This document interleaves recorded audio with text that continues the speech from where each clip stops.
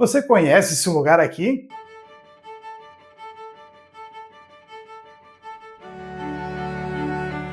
Essa incrível obra fica aqui em Santa Catarina, um paredão de pedra esculpido à mão, com martelo e talhadeira, que mistura fé, arte e história, e que foi feito por um cara conhecido como Zé Diabo.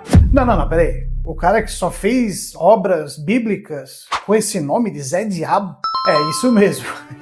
O nome assusta um pouquinho, né? Mas a história é simplesmente fantástica, né, gente? Então não vai perder essa história aí, hein? Roda a vinheta!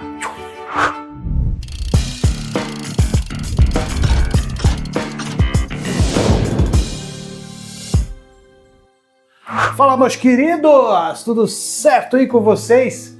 Eu sou o Calote e você está aqui no canal Mundo SC. E hoje a gente vai diretamente para a cidade de Orleans, no sul de Santa Catarina. E eu vou te mostrar esse incrível e famoso paredão de pedra com as esculturas de Zé Diabo.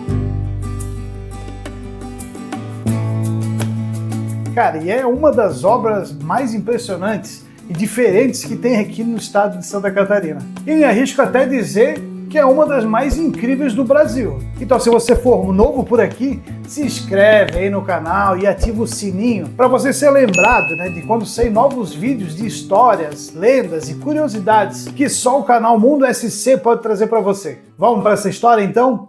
Bom, né, gente, vamos começar então lá atrás essa história, porque tudo começou com um menininho, né, que se chamava José Fernandes. E ele nasceu em Pindotiba em 19 de março de 1930. E Pindotiba é um distrito ali de Orleans. E quando criança, ele morava perto desse paredão de pedra ali, que tinha sido aberto ainda em 1884, pois ali foi construída a antiga ferrovia Dona Teresa Cristina.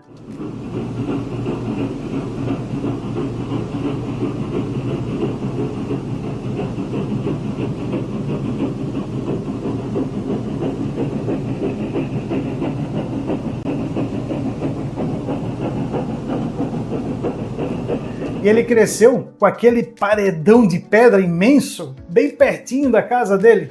E ele já dizia, um dia eu vou deixar minha marca aqui. E deixou, meus amigos, vocês vão ver.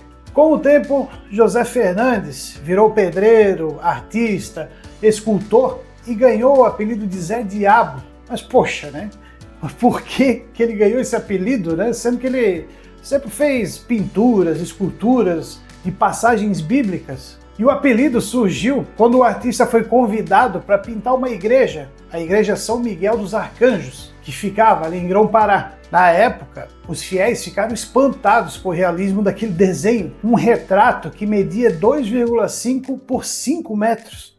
E sempre que o artista voltava lá para a cidade, as pessoas se referiam a ele como Ô nego, aquele cara lá, né, o cara que pintou o diabo lá, o homem do diabo. Esse é o José do Diabo. E assim a coisa foi de boca em boca, né? Até que foi simplificado para Zé Diabo. E isso se tornou o apelido e a assinatura do artista nas obras dele. A Igreja São Miguel dos Arcanjos foi demolida, né? Infelizmente, não restando o registro da obra dele. E a obra nada mais era do que a briga de São Miguel Arcanjo com o diabo. Mas a obra é retratada nessa imagem aqui. Bem famosa, né? Mas isso não era tudo, minha gente. O homem deixou mais pinturas e passagens bíblicas também em igrejas de Orleans, Lauro Miller, Grão-Pará, Nova Veneza, Uruçanga e Sombrio.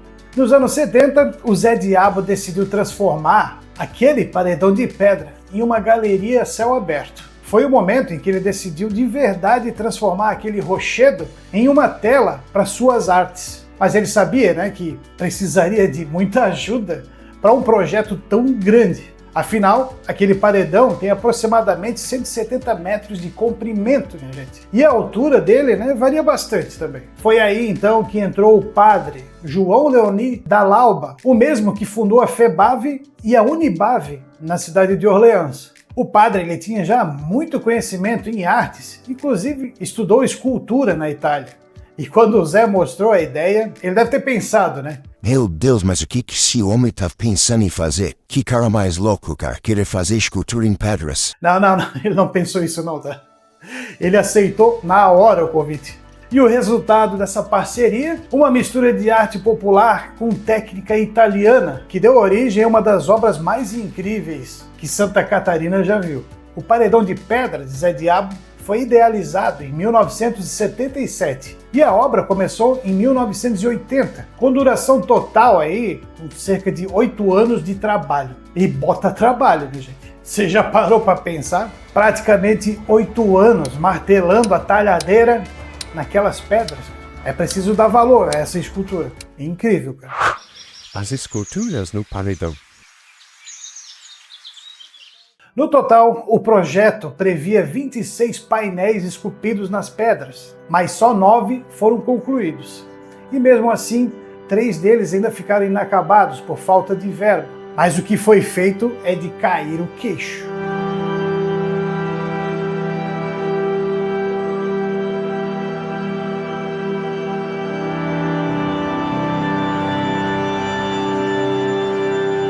Cada escultura é uma cena bíblica ou histórica, feita direto na rocha, à mão, com martelo e talhadeira.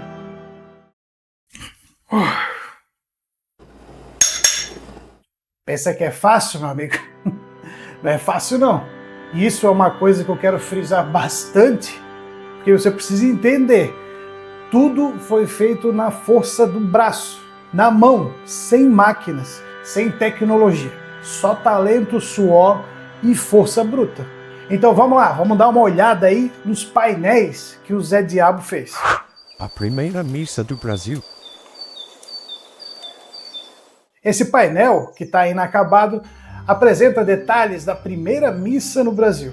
E no painel é possível reparar 2 caravelas, uma figura indígena, 2 personagens portugueses, uma arca, um altar, uma cruz e o personagem Frei Henrique de Coimbra, na celebração da missa. E esse painel aí mede 3 por 4 metros. Trabalho único, que recebeu estilo em linhas de cubismo executado a martelo e talhadeira. A catequese dos índios.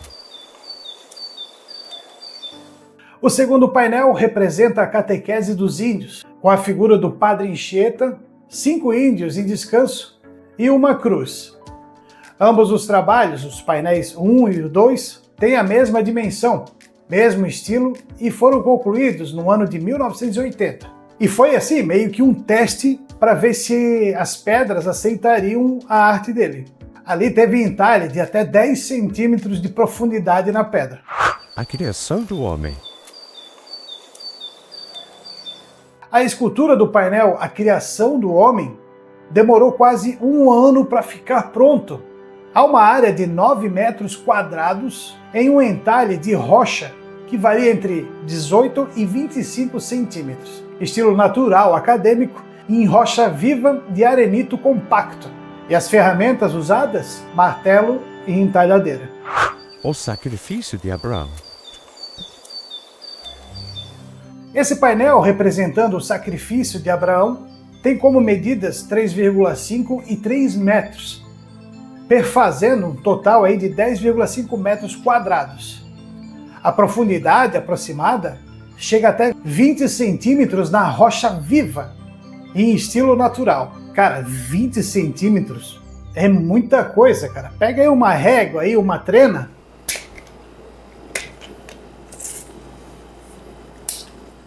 20 centímetros.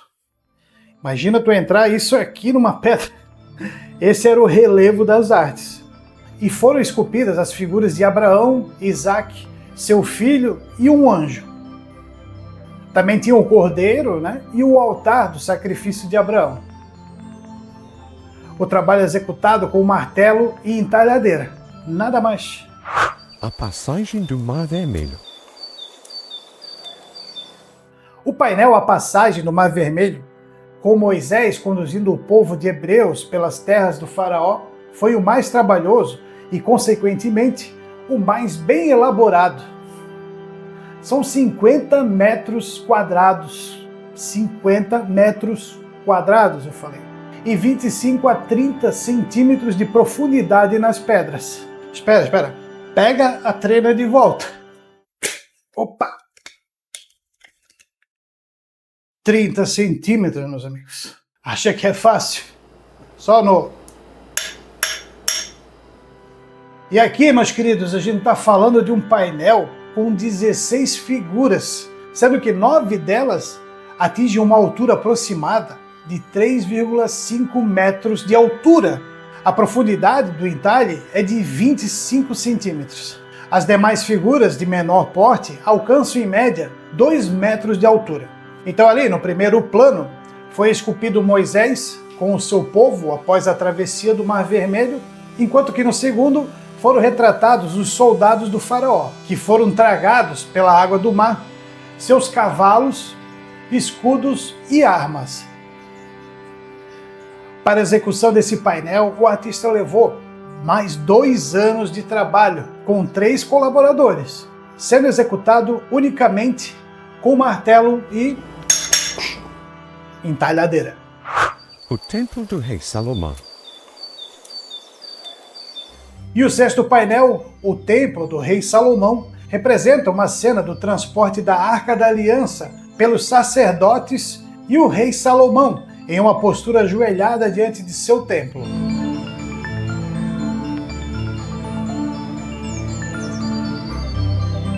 Essa obra possui 50 metros quadrados também. Contém no trabalho figuras sobrepostas e a profundidade do entalhe chega a atingir 40 centímetros de profundidade.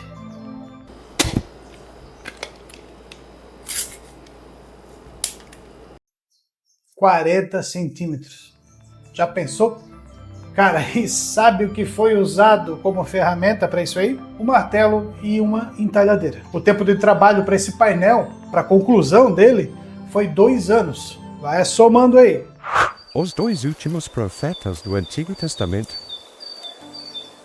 O 7º painel representa os 2 últimos profetas do Antigo Testamento, Isaías e Malaquias, o período de transição para o Novo Testamento. E esse painel tinha seus 20 metros quadrados, ou seja, 4 por 5 metros. E as figuras esculpidas atingiam até 4 metros de altura. É incrível, gente. E como as demais obras, esta é toda artesanal, ocupando como instrumentos martelo e a entalhadeira. A Anunciação do Anjo. O 8º painel, a Anunciação do Anjo, representa o momento em que o anjo anunciou a Maria o fruto do vosso ventre, Jesus. E essa obra aí, ela possui 20 metros quadrados, ou seja, 4 por 5 metros também, e as suas figuras atingem até 4 metros de altura, com um entalhe aproximado de 25 centímetros. O Nascimento de Cristo. O 9º painel, trazendo como tema o nascimento de Cristo, quando concluído, teria dimensões formidáveis, pois além das figuras inacabadas, outras mais, como os reis magos, também seriam esculpidas junto, bem como suas montarias, camelos e os escravos, faziam parte também desse projeto. Precisamente nesse local foi encontrada a rocha mais dura de todo o projeto do paredão, sendo quase impossível o entalhe. Por isso essa ficou inacabada. Olha, não sei nem dizer o que mais me impressiona nessas obras. Não sei se são as profundidades, né, entalhadas aí na pedra, que chega até 40 centímetros, gente. Além de alguns painéis aí que chegam a incríveis 50 metros quadrados. Para ter uma ideia, no painel da passagem do Mar Vermelho, Moisés tem quase 3,5 metros de altura. E tudo isso feito direto na pedra, com uma precisão absurda. Eu tô até meio que sem palavras para essas esculturas aí, mas comenta aí o que você achou delas. Com o passar dos anos, o paredão virou mais do que uma obra de arte. Virou um símbolo da cidade de Orleans. Uma mistura de fé, história, identidade. É um daqueles lugares que a comunidade abraçou. Mesmo sem ter o tombamento oficial, o pessoal daqui trata como um patrimônio cultural. Hoje, equipes do Museu de Ar Livre Princesa Isabel e da Unibave, com o apoio da prefeitura, fazem a manutenção do local todos os anos. Eles limpam, retiram a vegetação que está cobrindo as esculturas, cuidam da conservação, né, das obras para que continue firme nas rochas, desafiando o tempo. E a marca do Zé Diabo não está só nas pedras, não. O pórtico do centenário da colonização de Orleans é um monumento com painéis produzidos em alto relevo, que representam cenas históricas, ali da colonização do município e de sua economia. E ali está, por exemplo, a passagem da Estrada de Ferro e a criação do município. E essa obra aí foi iniciada em 1984, com a inauguração em 30 de agosto de 1987. São mais 3 anos aí de arte, né? E olha só que coisa mais linda que isso aí ficou, né, cara? E à noite, né, com a iluminação, até parece um painel de ouro, não é? E nessa obra aí, trabalharam além do Zé Diabo, José Paulo Anguski, Paulo Afonso Dalsasso e Luiz Carminati. Infelizmente, minha gente, no ano de 2017, o grande artista José Fernandes, o Zé Diabo, aos seus 87 anos, faleceu de complicações cardíacas e ele já vinha sofrendo também consequências do mal de Alzheimer. Pois é, Calote. Agora escuta essa aqui. Só em 2021, o artista finalmente ganhou uma homenagem. Uma estátua de bronze com 3 metros de altura, inaugurada pertinho do paredão, que seria para eternizar o Zé Diabo, olhando para sua obra-prima. Eu falei seria porque olha só o que aconteceu. Acredite se quiser. Houve um deslizamento de terra, bem onde estava a estátua, e a destruiu. De lá pra cá, o paredão continua sem a estátua. Vamos fazer uma força aí com empresas de Orleans para eternizar o Zé Diabo lá perto das obras da vida dele? Já pensou colocar sua marca como apoiadora dessas obras? Pense nisso. O paredão, mesmo inacabado, continua vivo e impressiona qualquer um que passa por ali. É como se cada martelada que Zé deu naquelas pedras ali tivesse ficado ecoando na história. E ele foi um cara simples, de origem humilde, que pegou um paredão de ferrovia abandonado e transformou em uma arte eterna. Legal mesmo, cara. E a dica do Calote é a seguinte: você precisa conhecer pessoalmente essa obra incrível em Orleans. Olhando de perto é que você vai ver os detalhes e a precisão cirúrgica feita nas esculturas. Super indico para você que está passando aí por Grão-Pará, pela Serra do Corvo Branco, ou está descendo para Criciúma, e pode dar uma passadinha ali, que eu tenho certeza que a experiência vale a pena. E Orleans está de braços abertos te aguardando lá.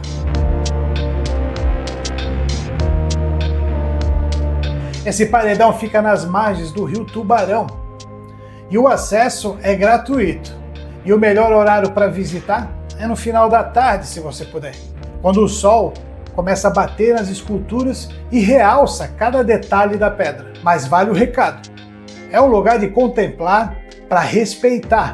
Nada de tocar a escultura ou deixar lixo por lá, né, gente? Beleza? Dica dada, hein?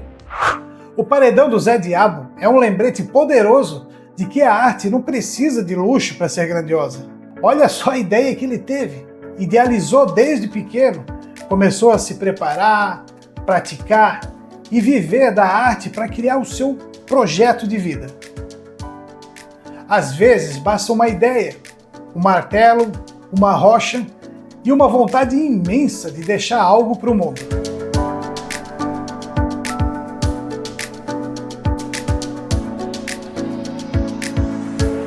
O aprendizado que fica aqui é, cara, se a gente tem um desejo de verdade, eu tô falando, aquele que você foca, mira e quer porque quer chegar lá. Então, o caminho ele pode até arder, mas é preciso isso para ter as ferramentas e chegar lá no seu objetivo. Então idealize e faça. E é por isso que o legado aí do Zé Diabo ainda vive, mesmo décadas depois. Ele transformou pedra em fé, silêncio em história e um paredão esquecido em um dos maiores tesouros de Santa Catarina. Isso aí é muito difícil, é muito trabalhoso, muito sacrificado. Isso aí eu passava a noite sem dormir porque isso aqui não tem cópia. E se eu li o texto da Bíblia, eu li o texto e formava uma concepção em cima daquilo ali. Tinha que buscar o personagem, tinha que criar. Que história, né, pessoal? Eu quero saber aí se você gostou desse vídeo aí, dessa história. Se não for pedir muito, deixa aí o seu like E sinta-se à vontade, né, para se inscrever aí no canal Mundo SC para ouvir mais histórias como essa, que foi topzera, não foi? Lendas e curiosidades aqui de Santa Catarina. E se já conhece essa obra, comenta aqui também, cara. Eu quero saber o que você sentiu quando viu esse lugar pessoalmente. E só para finalizar rapidinho aqui, minha gente. Certa vez, convidado, né, para definir a sua arte, Zé Diabo exaltou a pedra como referência gravada da inspiração.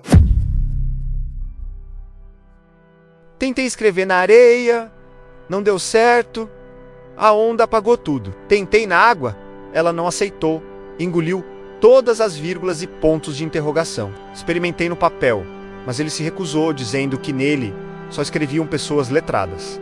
E eu não era. Pensei então em escrever no ar, mas este é invisível. Logo não se veriam as letras. Então recorri ao fogo, mas ele foi cruel e queimou tudo. Comecei a ficar desesperado, eu tinha que escrever algum recado para o povo. Eu sentia que era preciso. Foi então que me lembrei da pedra. E nela deu certo. Legal, hein? Nos vemos em breve em mais uma história aqui no canal. Um abraço e até o próximo vídeo.